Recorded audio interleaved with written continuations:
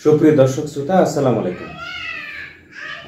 গতকাল রাত থেকে একটা বিষয় নিয়ে ভাবছি যে যদি আমি বা আপনি যে কেউ বাংলাদেশের নাগরিক প্রতিবেশী ভারতে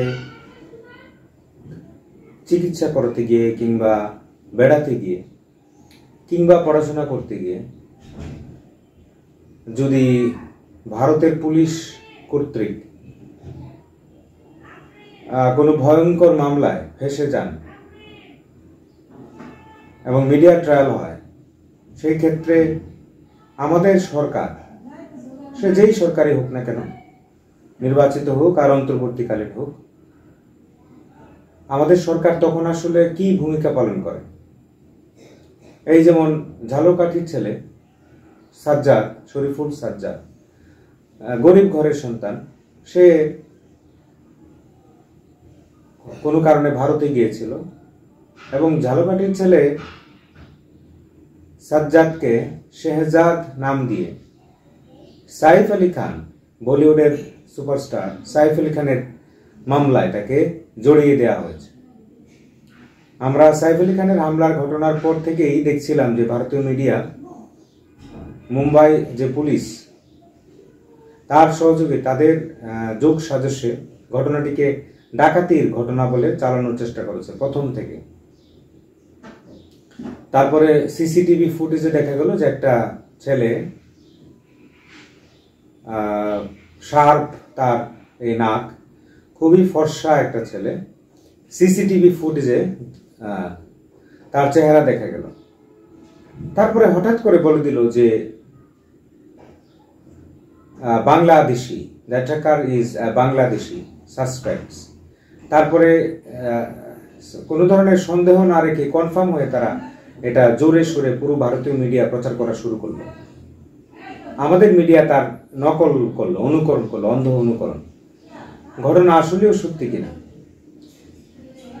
এটা কোনোভাবেই আমার কাছে অন্তত সত্য বলে মনে হয় না, অবাস্তব। কারণ যেই ছেলের ছবি আমরা সিসিটিভি ফুটেজে দেখেছি, সেই ছবির সাথে কোনোভাবেই আমাদের ঝালকাঠির ছেলে সাজ্জাদ, যার নাম দিয়েছে ভারতীয় মিডিয়া শেহজাদ, তার চেহারা মিলে না।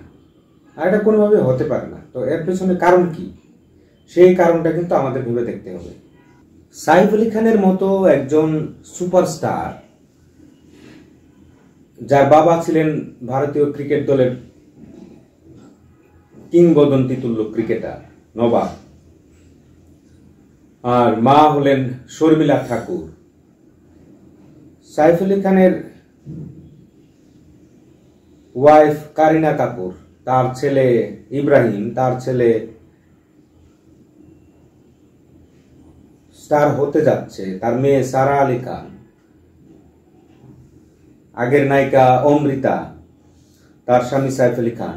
সেই সাইফ আলী খান কে অ্যাটাক করবে আমাদের ঝালকাঠির ছেলে সাজ্জাদ, আর ভারতীয় মিডিয়ার বর্ণনা অনুযায়ী শেহজাদ। বাংলাদেশের কোথাও এই শেহজাদ নামে ছেলে পাবেন, শাহজাদা পাবেন, শাহজাদা পাবেন, শেহজাদ বলে আমাদের দেশে কেউ নাই। তো সাজ্জাদ ভারতে যাবে, তারপরে মুম্বাই পৌঁছাবে, তারপরে ওই অঞ্চলে যে বান্দ্রা, খুবই অভিজাত, ওখানে সবাই থাকেন, সেখানে যেখানে শাহরুখ খান থাকেন, সালমান খান থাকেন, সেখানে সে তার ঘরে ঢুকে যাবে, ঘরে ঢুকে তাকে হামলা করবে। এটা একটা গাঁজাখুরি গল্প, অবাস্তব গল্প। তাহলে এর পেছনে উদ্দেশ্য কি? ভারতীয় মিডিয়া, মুম্বাই পুলিশ, ভারতীয় সরকার, মূলত বিজেপি সরকার, তাদের উদ্দেশ্যটা কি? এ বিষয়ে লিখেছেন সাংবাদিক সানাউল হক সানি, কালবেলার সাংবাদিক, খুব জনপ্রিয়। সানি যেটা বলেছে যে একটা কথা শুধু সত্য, সেটি হলো এই সাজ্জাদ অবৈধভাবে হয়তো ভারত গিয়েছিল। এটা আমাদের ব্যর্থতা যে ভারতের মতো একটা ভঙ্গুর অর্থনীতির রাষ্ট্র, সেখানে বাংলাদেশের মানুষকে যেতে হয় এইভাবে অবৈধভাবে। ভারতের থেকে আমাদের মাথাপিছু আয় বেশি ছিল, আমরা দেখেছি এটা। অমর্ত্য সেন স্যারও বলেছেন যে ভারত থেকে বাংলাদেশের সামাজিক উন্নয়নের সূচক অনেক বেশি ভালো। সেই ভারতে আমাদের বাংলাদেশের একটা ছেলে কেন যাবে? এই ব্যর্থতা আমাদের সকলের, এই দেশের সকল শিক্ষিত মানুষের দায়, এটা ব্যর্থতা। যাই হোক, তো সানি লিখেছে যে এটা একটা বড় ষড়যন্ত্র। ষড়যন্ত্রটা যতটা না বেশি সাজ্জাদের বিরুদ্ধে, ততটা বেশি সাইফ আলী খানের বিরুদ্ধে, তার পরিবারের বিরুদ্ধে এবং বাংলাদেশের বিরুদ্ধে তো বটেই। কিভাবে? সাইফ আলী খানের পরিবারের হাতে নাকি 15,000 কোটি টাকা সম্পত্তি আছে, যেহেতু নবাব পরিবার। তো ভারতের যে সাম্প্রদায়িক গোষ্ঠী বিজেপি, শিবসেনারা, আরএসএস, হিন্দু মহাসভা ইতিহাসের এই সাম্প্রদায়িক হিন্দুত্ববাদী গোষ্ঠী, এরা চায় যে এই পুরো সম্পদ এই নবাব পরিবার যেন আর ভোগ না করতে পারে কেউ, এটা যেন বাজেয়াপ্ত হয়। বাজেয়াপ্ত হলে, যেমন সাইফ আলী খানের যে পরিবার, এরা যদি ভারত ছেড়ে চলে যায় আমেরিকা বা ইংল্যান্ডে, তাহলে হিন্দুত্ববাদীদের বিজয় হয়। তো ওরা যেটা করলো যে সাইফ আলী খানের উপর একজনকে দিয়ে হামলা করালো, সন্ত্রাসী হামলা হলো, তাকে মারাও হলো না, মেরে ফেলা হলো না, আবার হামলাও হলো, বাংলাদেশের একজনকে ফাঁসিয়ে দিল। তাহলে কিন্তু বাংলাদেশকে ফাঁসিয়ে দিয়ে তার লাভ কি? বাংলাদেশকে ফাঁসাতে পারলে যেটা লাভ, সেটা হলো যে বাংলাদেশ ভারতের প্রতিবেশী রাষ্ট্র এবং বাংলাদেশ খুবই জঙ্গি প্রবণ সাম্প্রদায়িক একটা রাষ্ট্র, এটা প্রমাণ করতে চায় ভারত সব সময়। এটা যে এই অন্তর্বর্তীকালীন সরকার ক্ষমতায় আসার পরে হয়েছে তা নয়, এটা আওয়ামী লীগ আমলেও হয়েছে। ভারতের এই মিডিয়া এই একই কাজ করেছে। আওয়ামী লীগ যদি মনে করে যে তার সময় ভারত ভালো প্রচারণা চালাতো, তাহলে সেটা ভুল। আমার কাছে ডকুমেন্ট আছে।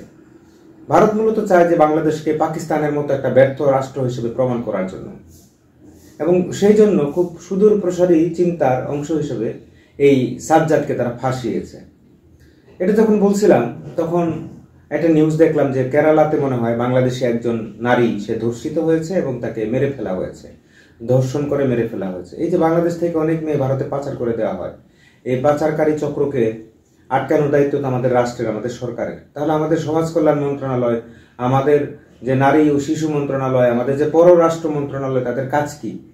আমি তো মনে করি যে সাজ্জাদকে সাহায্য করার জন্য বাংলাদেশ সরকার থেকে একটা টিম যাওয়া উচিত।